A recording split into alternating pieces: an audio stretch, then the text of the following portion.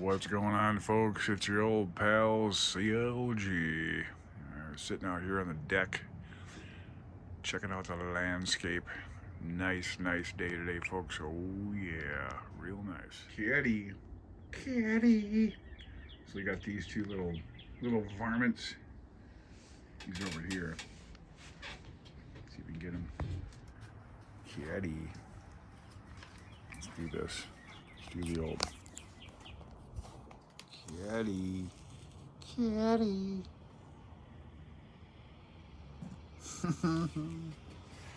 Yeah, these two here. It's okay, boy.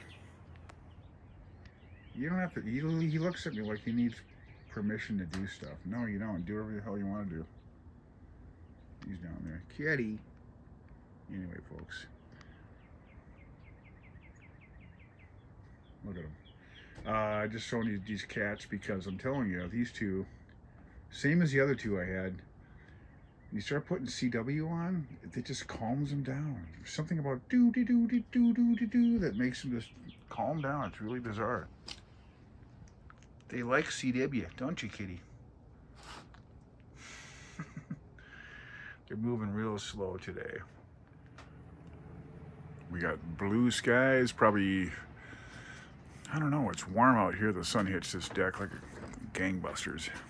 So, looking real good here, except what we don't have is any antenna up yet over here, but I'm sort of looking at some equipment, you know, just obsessing on gear, the usual. Let's take a look at what I'm looking at doing some, well, I already have gear and storage, but when you're a ham radio guy, there's so much equipment out there that how can you not obsess on a new radio once in a while? Jesus. And an amplifier, of course. Got to have all of it. Let's take a look. So basically, there's 3 radios I'm looking at. Just to add, all I'm trying to do is add one more rig to the station to complete it, you know. I don't need to do any of this shit, but, you know, I got the obsession going on. Let's start out first with the IC705. You know, I don't really need to go into all the features. You can just look this up anywhere. This thing does everything. It's a 10-watt radio. You know, it's completely portable. You can look up all the specs on it. So the price is $1,300. It's probably less than that, depending on where I buy it, you know. But this thing, all I would need is just to buy it. Everything, I don't need to buy a power supply. You know, it's all good. I could just buy just this, that's it, nothing else, and I'd be good.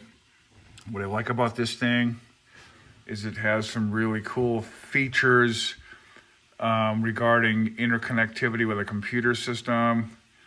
I think I can turn this into a server. I was looking at some videos on this. So this thing, I could remotely connect this to my computer and just be able to access it anywhere on my tablet, even on my phone. There's software that supports this, and it's the ICOM, the same as the 7300 interface. You know, all this is very familiar.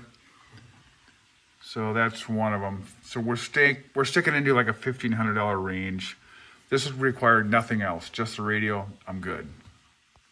Here's another choice, the reliable IC718, so it's like $850. I'm going to show you a power. Well, I would need another power supply to run this, and I'm not too keen on buying another power supply. You know, I mean, would want to have individual power supplies, or use the one I have and switch back and forth. But what if that power supply goes down the toilet? Then I'm screwed. But this is a basic radio. This thing's cool. It's tried and true. You know, I'm into CW, so for a really good, solid CW radio, this would be cool. I think this might be. But it's old, and there's some things about this rig that I might not like. I don't know. But I don't use a lot of options. You know, I don't really care about filtering and all that stuff that much, although I say that now. So, $850, you know, not sure if this rig's worth it, but it's one of the options. And rig number 3, the FT710 Yaesu. I've never owned a Yaesu. This thing's cool too. Pretty reliable. It's a step up from the FTDX10 from what I understand.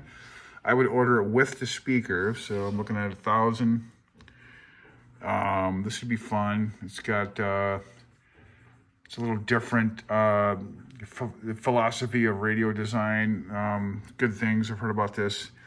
Plus, I could plug in a monitor immediately and just have that big screen without any additional software. But, I don't know if that's really important because I plan on running everything, probably whatever second radio and the existing radio, running it all through OmniRig.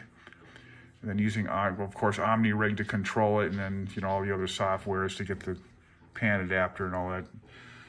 But it's another, it's $100 more than the 718. It's major newer. So right now this thing's kind of standing out as what I want to get, but I need a power supply for this one. So for the Yaesu FT710, the power supply I would get is this. It's 30 amp. It's a lot like the other one I have for the ICOM 7300. So basically that's another 260. So we're talking, just under the price of a IC 705, but it's a 100-watt radio with its own power supply. And that's kind of how I roll here. I want to have individual power supplies for each radio. So this whole thing would run me, what the hell, 1,300 for the radio and this power supply. So there's that. But it's a pretty stable platform, and I'm pretty sure I can figure out how to run the IC or the FT710 through OmniRig or whatever I'm going to use, do the remote. So there's that. So that's the 3 rigs I'm looking at. And here's the linear amplifier I'm looking at. This Mercury 3. There's a few of these around. I don't know if they're tried and tested technology. This thing clocks in at just under 3,000. Oh my God, this shit's expensive.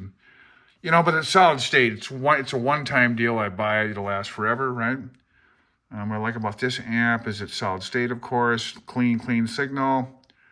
And it's a real simple amplifier. It's, I don't need one of those amps that has all these different outputs, like here in the back,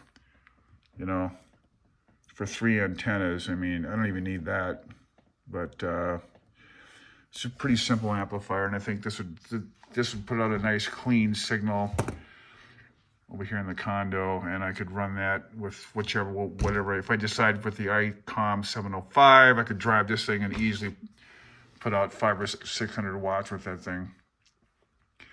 So there you go. Rigs and amps, oh yeah. So, I mean, that's the story of this shit, man.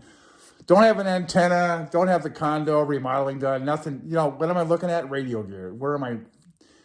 Okay, Doug, I should be focused on other shit. I am, but this is in the back of, come on, folks, let's face the fact. If you're a ham radio guy, gal, you're looking at equipment all the time, because how can you not? The way they advertise this shit, So basically what I'm trying to do is finish the station. The other stuff, the antennas and all that, that's the art right there. The antenna design, I want to put up the biggest, badass, highest gain thing I can possibly slam into a deck out here.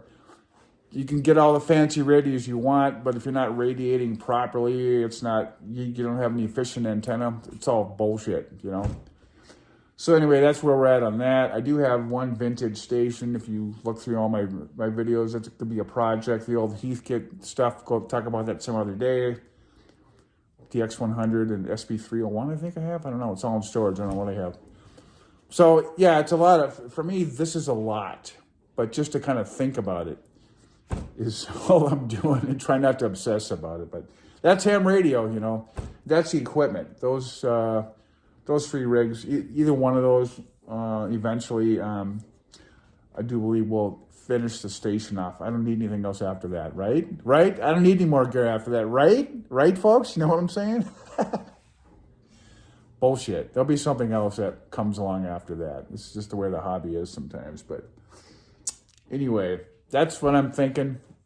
Who cares? Have a nice day from your old pal.